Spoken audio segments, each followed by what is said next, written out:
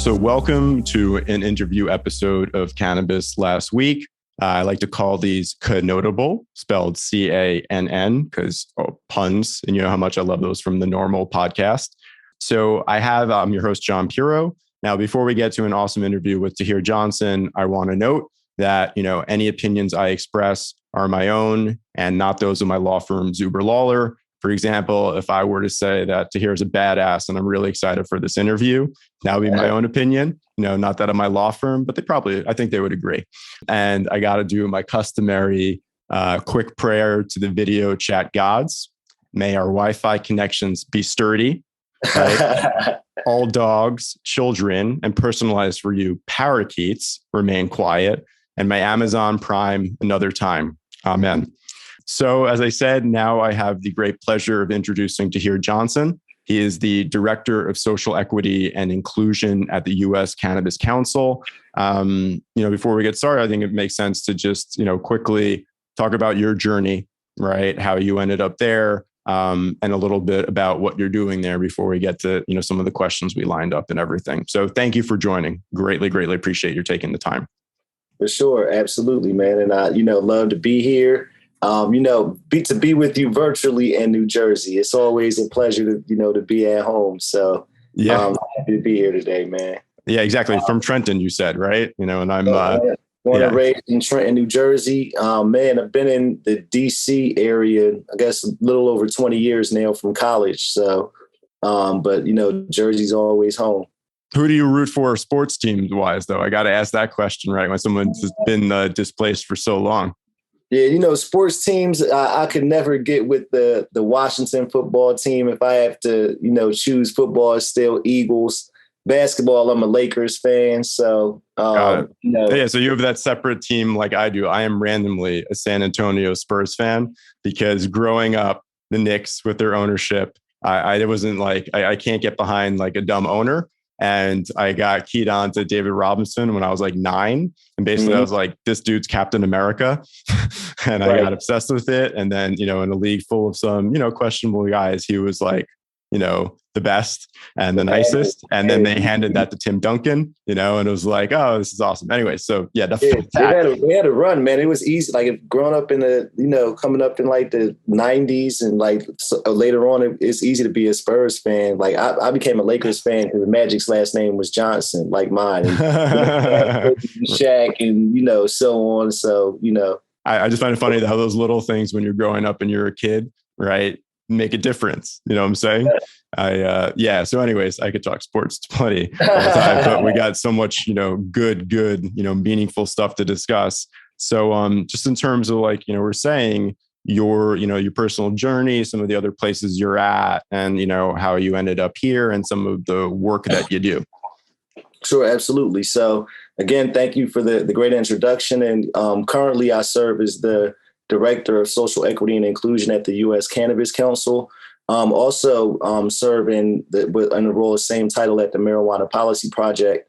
I've joined, I came here to USCC back in April, and I was previously at the National Cannabis Industry Association, where I created the diversity, equity, and inclusion programs, and like social equity scholarship programs, other things there.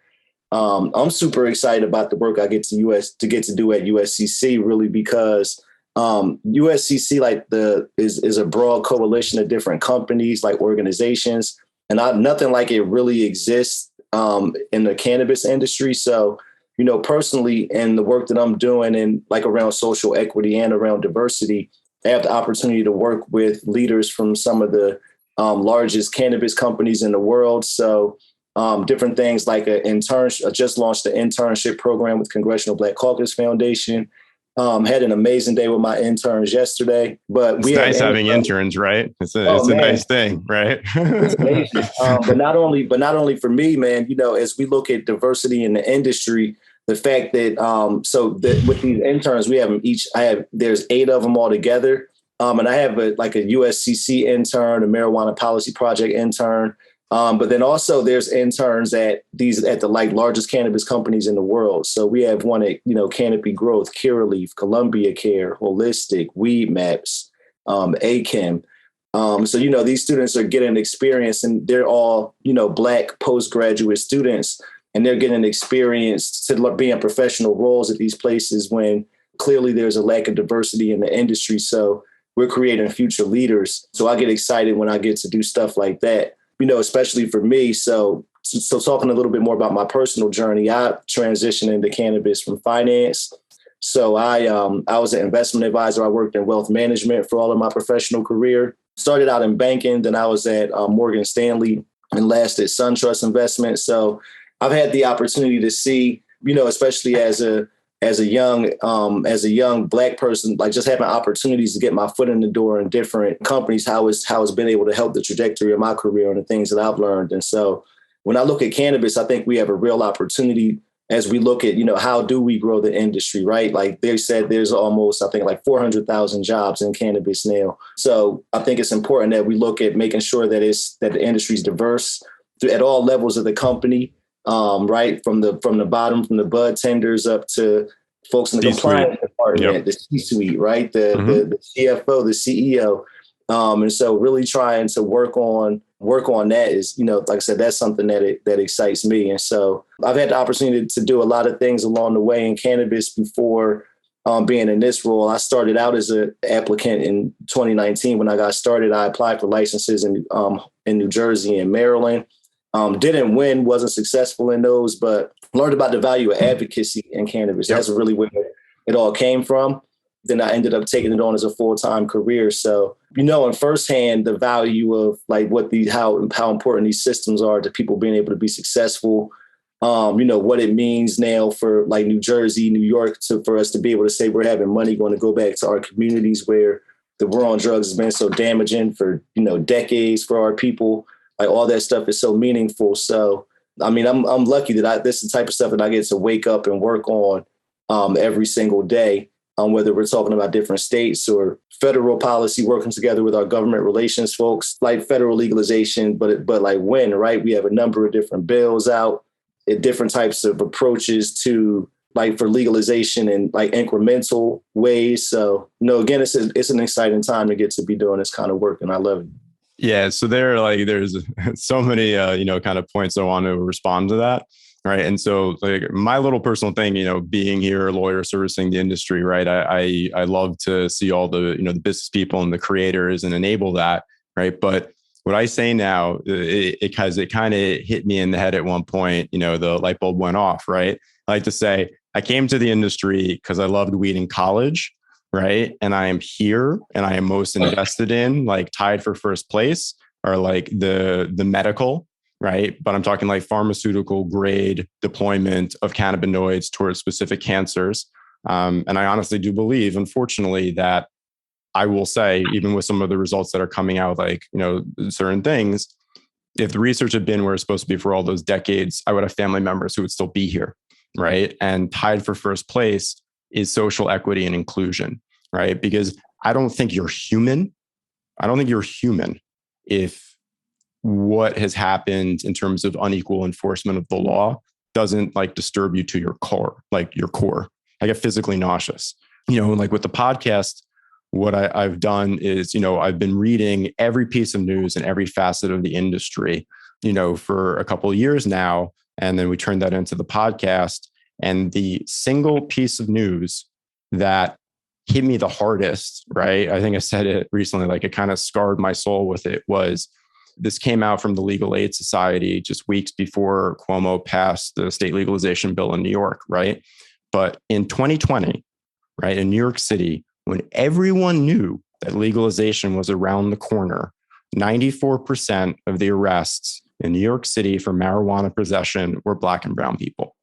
Crazy. Right, despite the fact that they are a minority. So, I mean, you can't look at that number in any other way than saying this is unequal enforcement, right? And it's one thing in terms of the structure of the laws, but it clicked in law school that the enforcement of the laws is as important. And then when you hear some of these stories about the Last Prisoner Project, and which personalizes, makes more specific the impact of this unequal enforcement and how it wrecked families for decades, it's just like, how do you not want to, when you're setting up this industry state by state, get it right from the beginning, right? We can't undo all the harm that's been done in the past, right? But we could do the best we can now to make this a fundamental part of this industry, like doing good and just do the best we can from the beginning and always have this goal in mind. So yeah, sorry, it's just like throwing some of my own personal stuff in it. No, I mean it's true. I mean, but what you're saying is exactly right. It's exactly right. The fact that we need to, again, I think it's important that, again, that as we look at legalization, like you said, making sure that we're incorporating folks that have really faced all those damages is super important. And people that are, there's still with like 40,000 people locked up for cannabis and, for cannabis charges now. So again, it's something that is a legal industry, that's making billions of dollars. So that has to be right. Yeah. Actually, you know what? I didn't even have in the notes or whatever. Right. But I mean, like, we're all disappointed in Biden in terms of how he's done effectively nothing and been almost counterproductive. Right. But one of the campaign promises was about, decriminalization and the possibility of expungements, for federal prisoners for marijuana possession. He hasn't followed through, right? You have those letters that are coming out from all celebrities and, governors, all these people pushing it. He hasn't even kept a basic campaign promise. So that's, unfortunately been very, very, disappointing. Now, I want for, listeners and viewers to understand more about the US Cannabis Council, right? Because in all the news that I cover for the podcast, it is unique, right? I think it is effectively one of the most probably, I think at this point, prominent advocacy organization. And the interesting thing about it that you alluded to a little bit, right, is that it is the members, right, are some of the biggest cannabis companies in the country. They're the MSOs and multi-state operators. But, they help fund it and everything. They're pushing for lobbying or whatever.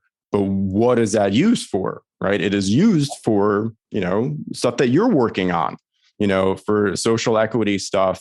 And I think that, one particular event that I'm betting you were intricately involved with and got, really good press across the industry was that event where a bunch of minority business owners in the industry were talking about how the lack of safe banking, right, affects them, right, and makes things more difficult for them, because I think that there's this perception sometimes that Safe Banking Act is going to benefit the big companies, and people lose sight of the fact how it's going to affect some of those businesses. And I saw immediately after that event, it became a talking point in terms of, on even like the legislative level, that they took note that this is a reason why this should get passed. So I'm just curious, if there's more that you wanted to add about the US Cannabis Council, more that you wanted to discuss about that event, I'd appreciate it. Yeah, for sure. That event I've had a few times, and it keeps happening right over the past year or two, that have been some of the things I've got to be a part of that are really like the moments I've been proudest about, like especially like my contribution to the industry and, where this will all end up. And that was certainly one of them. And, that really is the kind of the beauty of, and what I like most about what I get to do at US Cannabis Council, because we have the influence, the strength, the budget of all these companies or organizations collaborating together. But I'll really get the opportunity to help to lead and contribute in a realistic way, right? Like there's really not, some corporations saying, like, telling me what the agenda is for diversity and these things. And, for one, safe banking, of course, having access to banking services will help businesses. It'll help the larger businesses. But like you said, when it comes to social equity and how it will impact those communities, I personally probably have no more operators, especially like minority operators, than I would say most people that actually have the opportunity to speak with across the country. And when I have these conversations with them, again, not having access to banking is detrimental to them, not being able to have loans. Like some of the things they talked about, like having to drive hours to be able to get access to go to your bank, going multiple places to get money orders, all those types of things. So, I mean, those were all people that are, some of my close and best friends in the world, right? Like Shayoon, Data G from Elevate Cannabis. It was Leo Bridgewater also? Leo Bridgewater, my God, it's an institution in Jersey. right? Yeah, I mean, man. yeah. Precious and Ty, Precious from Roll Up Life, Precious and Ty are I call them the rookies of the year. Like they're doing so much great work. And then Tucky Blunt, my friend from Oakland, Blunts and More, he's the first social equity dispensary owner in the country. Yep. Actually, I want to just mention about him quickly, right? One of the pieces of news that I covered in the podcast, right? And I realize it's one of the biggest stories. By the way, great name for the industry. And he was born for it. Yeah, right. It was like a self-fulfilling prophecy, about how California's battle against the unregulated market and how that affects everything, right? Because when you have $4 billion worth of cannabis there, that's in the unregulated market that spreads across the country and affects everything. And I remember reading the article about Tucky and about his place getting robbed, right? Yeah. In pretty violent ways. And that I don't think it was in his robbery, but there are other ones in California where there's a rash of like armed shootouts with cops that it went to that level. Talk about safe banking and stuff, obviously these cash only businesses. So when I saw that name, I was like, oh, he could really speak to this, personally. Yeah. And he told the story of, what's happening there. And it's happened more than once at his shop, right? Like when you think of being targets and not having companies not having the resources to be able to have millions of dollars of security and having to recoup those losses is terrible for those businesses. So having somebody like him that could speak from firsthand experience. And then we also had the head of security from LiveWell giving his perspective. So I think banking is an important issue, especially for minority operators. And this is something that I think about having spent my career in finance prior to cannabis. I hear the criticisms that people have where they feel like, okay, I understand that banking really there isn't a guarantee, right? Like having banking, it doesn't automatically say I'm not delusional to the fact that thinking that if we have banking, all of a sudden, like all Black businesses will be funded or like have the opportunity to get in. But what I do know is somebody that worked in banking. I know that I've personally given business loans to Black business owners. I've personally done those things, and not having access to it at all, certainly isn't the best solution. When you look in Washington, what has the ability to actually pass, right? Safe banking is just one of those things where we can have the bipartisan support to potentially get it over. So I think it's an important issue, and it will help us to build momentum towards, other bills, right? Like we definitely need full legalization. That doesn't go away. 280E, right? Yep. So that, making sure that businesses don't have taxes. Those are all top priorities. But I think we need to get our wins. We need some W's in Washington. Yeah, actually, you know what? And I didn't, talk about the context that made that event so important and unique, right? I mean, the context on the federal level is that, Chuck Schumer and Cory Booker are united with the sponsors of the bill that Chuck Schumer proposed and was pushing into, legalize marijuana, decriminalize, address basically everything, the comprehensive bill. And, that unfortunately didn't have full Dem support. I remember reading on like the Politico article, you had Jeanne Shaheen, you had John Tester, potentially going to be issues, but you don't just need that. You need 60 votes. And the path to that with Republicans, despite Schumer saying, oh, we could get some of the libertarians, like Rand Paul. No, Rand Paul would not be down with the social equity provisions, right? And then it was like, okay, you're shooting for the pie in the sky, but they snatched defeat from the jaws of victory because where safe banking was something where maybe you get those 10 Republicans to sign on. And I understand their perspective why, but Chuck Schumer and I think Cory Booker, and please chime in if you disagree at any point. I think Cory Booker had some pretty strong language on Twitter or whatever saying, we don't want the incremental. We think he only wanted safe banking to go through if it was attached with social equity stuff. And Chuck Schumer's position was, I don't want to piecemeal this because I think that it's, if you piecemeal and everything's interconnected, then we don't get the full bill through. And so unfortunately, an incremental progress. Look, we saw them try to stick safe banking in the NDAA, right? And it was, it's like behind the scenes how it happened, but the Senate, kind of, dropped it out. And so with all of that context and this idea, that safe banking might benefit the biggest players rather than the little ones, that's why that event, right, was, I feel like, so important. And I think, as you said, talking about your highlights and, making an impact for good within a week or two, right? Actual legislators trying to get safe banking passed were mentioning it, right? I mean, like, talk about almost an immediate substantive impact. So I thought that was just, really cool. And I wanted to talk about that event, certainly. Now, in your title itself, I think that there is a very, very good distinction, because I think that there's in the industry a perception to some extent, there's like a conflation, right, between social equity, and, kind of inclusion. So I think it's, would be helpful essentially if you kind of, clarify and, talk about that a little bit to kind of have people conceptualize it the right way. Sure. So I'll start, by talking about diversity and inclusion, right? Diversity and inclusion, I think is important as we have, as we have diversity in thought, diversity, and, racial diversity, sex diversity, right? Men and women, economic diversity, people that come from different backgrounds, different places. Having all that is important as we try to build a good industry, having all these perspectives to be creative, to, I think that making sure that everybody has opportunities. That's American, right? Those are the values that this country is built on.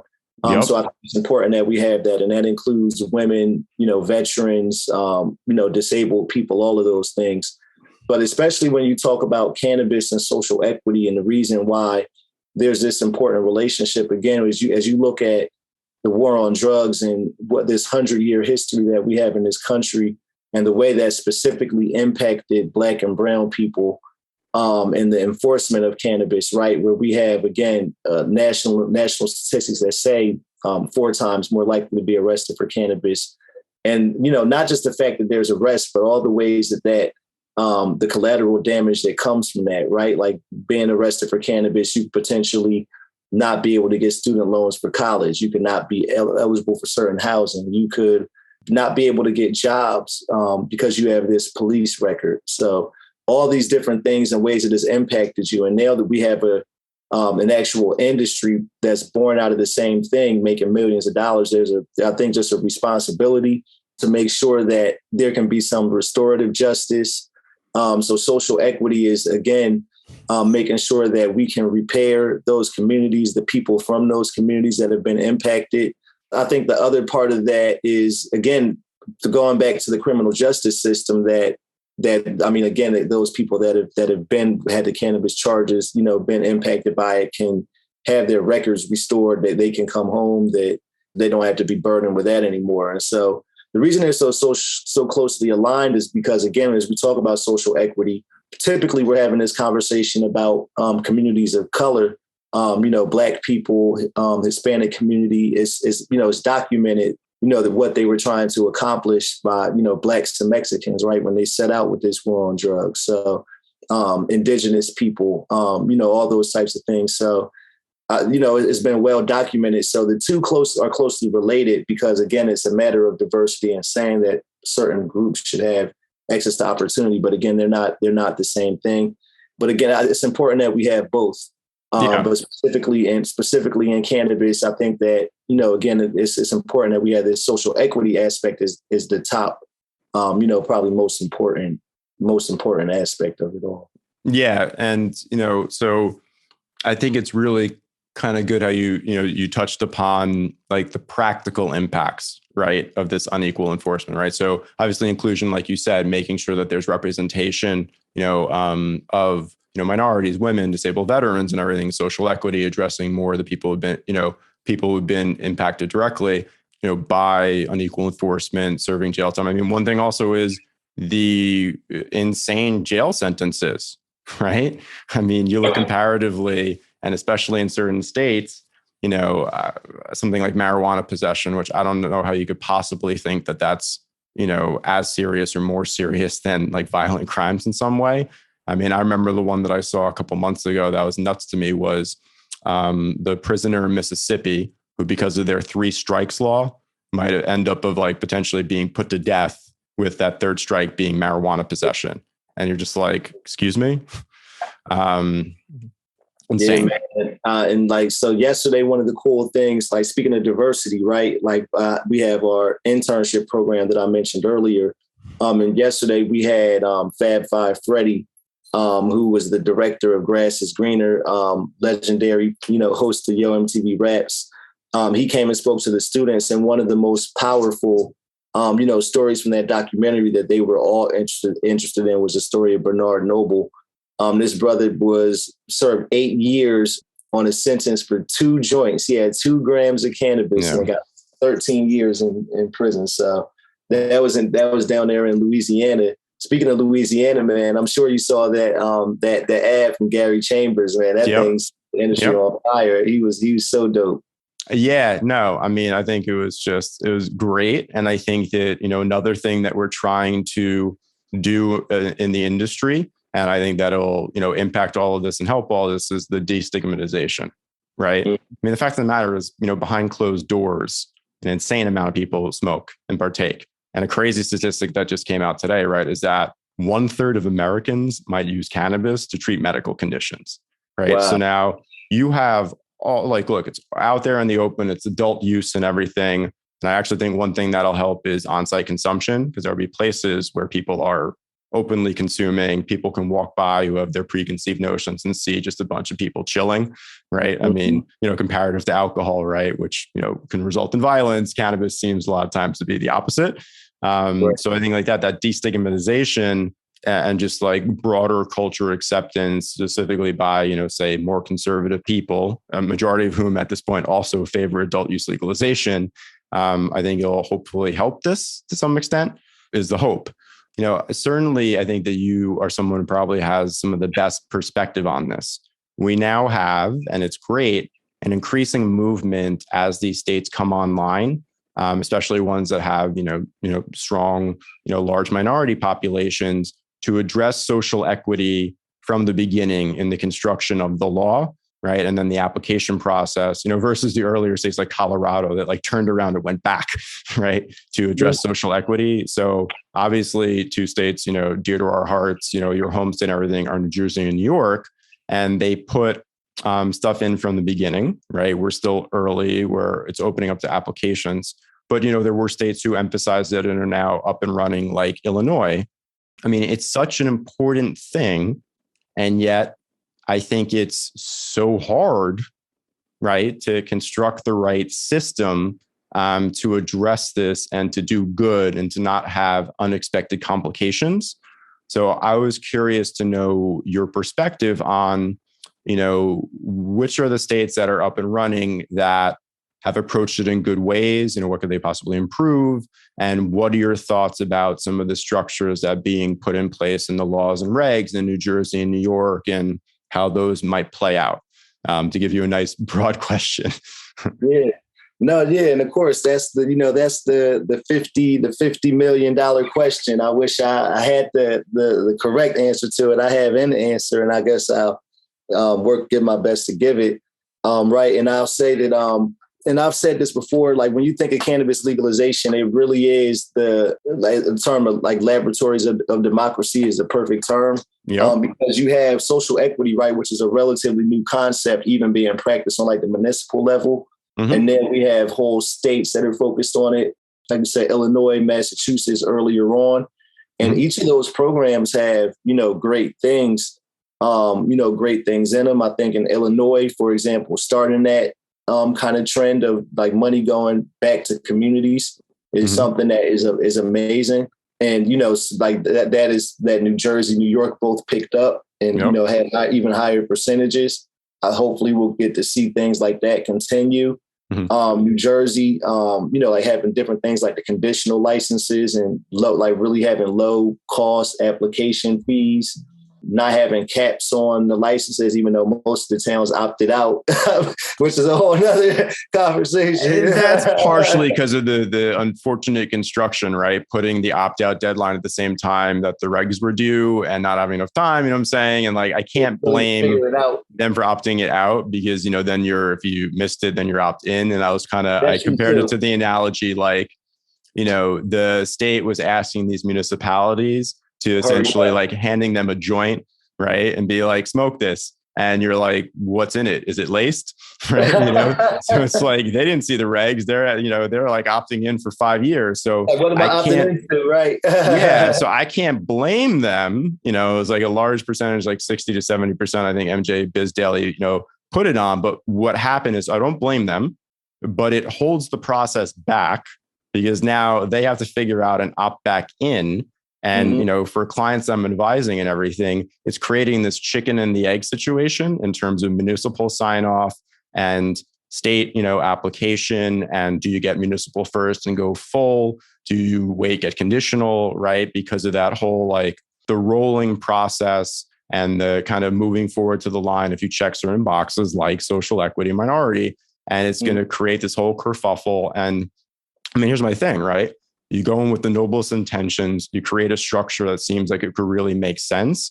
But I'm concerned, frankly, it's just going to end up in litigation that holds everything up, right? Is my concern, because also you see litigation in virtually every state. Right? Yeah, every time, man. Like as you even, New Jersey, a perfect example, right? We're just getting, oh my God, it was nuts. 2019. Because they couldn't open PDFs. Right. I mean, that's ultimately what it came down to. And the thing also that didn't come out was the same thing happened in Illinois. This happened, that there was an issue with that. And what did the state do? Right. They hadn't made any decisions yet. They let those people in and they ran it. Now, of course, Illinois has the other lawsuits about some of the other stuff, that people got left out and everything. But New Jersey had that capability. Right. But what did New Jersey do? And not to point figures at the regulators who do the best they can in tough circumstances. They litigated for 1.5 years. They put tax dollars towards litigating it. So it's definitely concerning that we're going to end up in a similar situation, and the industry is going to be held up by litigation in one form or another. So I think that's an example of good construct, possibly not optimal way that it plays out. Now, you said, right, initially that, you had an idea. So I think that leads to the question, right?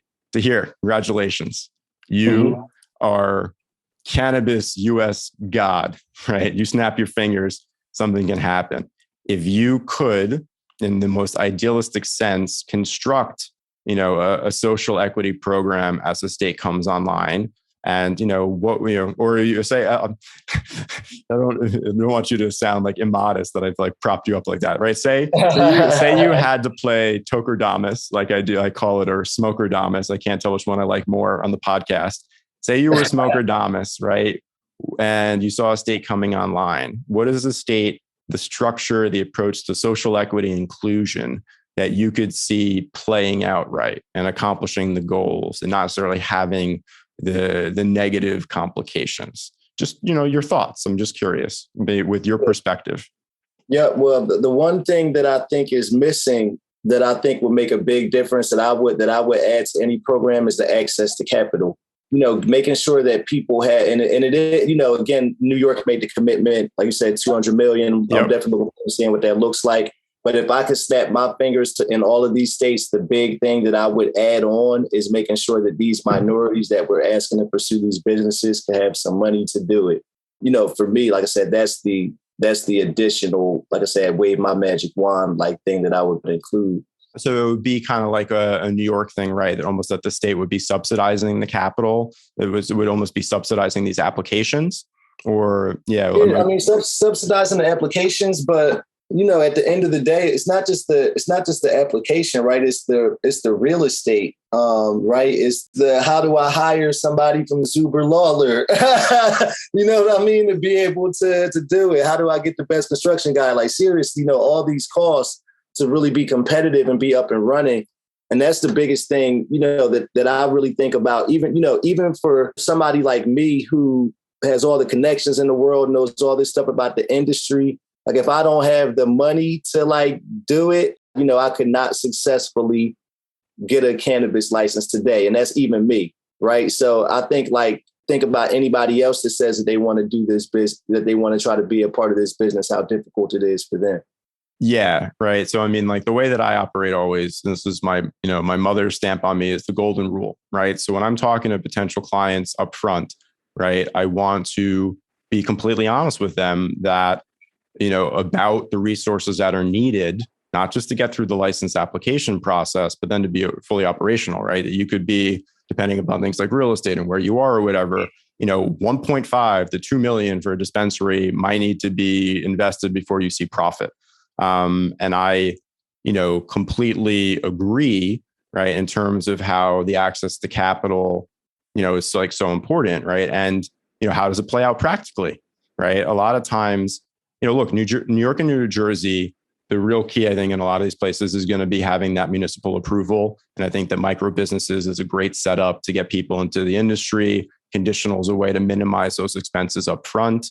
And, I think the way that it'll play out is, look, a license is a valuable thing because then that you're going to be able to have an ongoing concern that's going to earn money. And hopefully, fingers crossed down the road, we're at the tip of the iceberg in terms of potential profit because, unregulated markets will hopefully shift down. That money's going to go over to the legal market. More people, the kind of curious, are going to start using and drinking beverages, because they don't like to smoke. You're going to have at some point 280E being removed. You're going to have safe banking pass, which will practically result in lower fees for those banks or lower minimum amounts that they need to do it. And then boom, federal legalization at some point, right? So, there is a, practical way to go about it, right? Is you're good, you're a strong applicant, you get some LOIs, you get investors, right? We're dealing with so many people from the West Coast that see these big markets coming along and they want to partner, right? So, that's look just like something I think that we try to do in terms of add value. I'm not trying to pitch the firm, right? I'm trying to do this right, so that people who listen to this, right, understand. And that's what, NJ Cannabis Insider events are really good at. The events that we're going to have at 420 Connect are going to be about is understanding practically what needs to be done, right? Because if you go down this path, right, you want to give it your best shot. You might invest your life savings in terms of making this happen. You need to know upfront, right, as much as you can, some of the hurdles you're going to hit. And that's why I feel like, educating is such like an important part of my job and, obviously such an intricate part of your job.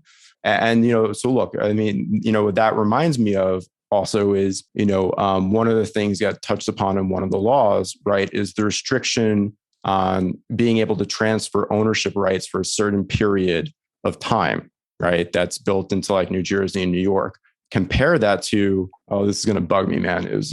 Was it Arizona or New Mexico, right? Where I'd never seen percentages like it was 1,000 applicants for like 9 social equity licenses, but there were 0 transfer restrictions.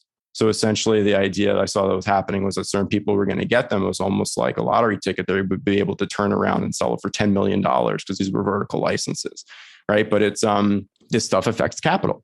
This stuff affects dollars and cents, how you construct these things, right? And Arizona did it that way. And it's nice that, people would be able to financially benefit from it. But the end result is that there are potentially less of these, social equity or inclusive owners going forward. I find, all of that interesting, right? Because it's like, this is the most important goal in the industry. We all, we want to try and have this, or most all of us want this to happen. The others who don't, one of my mother's other rules of life was F them. So if people aren't behind this shit, if it doesn't offend them to the core of their being, how this has all happened, and I recognize that I'm just a white dude who is now much more in tune with his privilege, saying this, but like F those guys, right? We're all in this together to, accomplish this very, very important goal. All right. So to, circle back in terms of the construction, right? How you would have it ideally. So funds from the program, the taxes go towards these communities, taxes, right? Access to funds. Definitely have those micro licenses. I love the micro. I love having the micro licenses. Man, I've been going back to something that we kind of touched on, and I think as we talk about, of course, one of the goals that people always talk about with legalization is eliminating the legacy market. But I think that when I talk about like what would my dream like program look like, it would actually be like those people being incorporated into the industry, right? Amnesty, right? I'm seeing some talk about that. And I think that it's a great idea, right? Because if you don't have that, then the way that the regulated market tries to essentially win is, killing them with convenience and pricing, right? And when you're paying taxes, sometimes egregiously high taxes. You can't compete on price, right? And then to a certain extent, it's on convenience or like a product range, right? And you go like the Amazon route, because that's how Amazon won, but it's also prices. So it's like, I think that that's what you have if amnesty is not a possibility, but amnesty is a much more appealing possibility because they are directly crossing over, right? And maybe even taking their customers that are loyal to their brand with them. So I've been very, very intrigued by that concept. Right.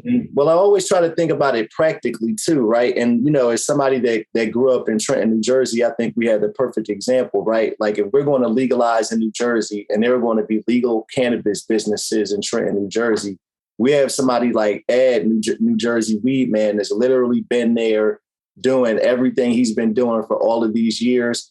And as me, and, this is like the Tahir Johnson position, right? Like I can't imagine a world where it makes sense where we're going to have legal cannabis being sold in the city of Trenton, New Jersey, and he doesn't get the opportunity to be one of those people doing that with everything he sacrificed, right? So it's like, again, it would be thinking practically. I think that, it's just thinking of those types of examples of, what should this industry look like as we're trying to, make sure we build it. Yeah. And it's interesting, right? Because it's like it's addressed in certain ways and not in others. And I think you should incorporate one of these things, right? So we talked about, say on New Jersey and New York, being a social equity applicant, being minority, women, disabled veteran owned business, well, either can get you points, right? Or it could, in New Jersey, advance you to the, higher in the line of this rolling review process. But, a question that I've got, plenty of times from some, legacy unregulated people looking to apply is, can I get credit for my experience? I mean, I've been growing for, all this time. And I'm like, I Yeah. And well, that's where, with the industry, it goes back to the need for technical assistance, the need for partnerships, the need for people to be able to, again, like be able to have the resources in some type of way to qualify experience, right? Like I know for me, there was something that was important to me. Like I went to Oaksterdam, right? I wanted to learn horticulture. This is not saying that that people still shouldn't get experience and have the opportunity to be in the industry. But again, I think just trying to make sure that those people are incorporated, again, is like the top priority. Wait, so that's interesting. So you said Oaksterdam. I confess I haven't heard of that. I immediately thought in my head of Amsterdam and The Wire, the greatest show, greatest piece of American tradition. Oaksterdam University, man. It's still out of Oakland, California. But they've been around for quite some time, man. I took a horticulture class. They teach different things like horticulture. They have business of cannabis. For me, it was one of my things that I wanted to do. I mean, was to try to learn, really actually learn so many different things about cannabis, kind of like a nerd about this stuff, man. So, but again, but people having technical assistance programs that, maybe the state can have some type of program where they're certifying that somebody's went through a training course, you know what I mean? And they have this skill. I think that, what this means is that maybe, we might need to have a part 2 at some point, right? Because this was absolutely amazing.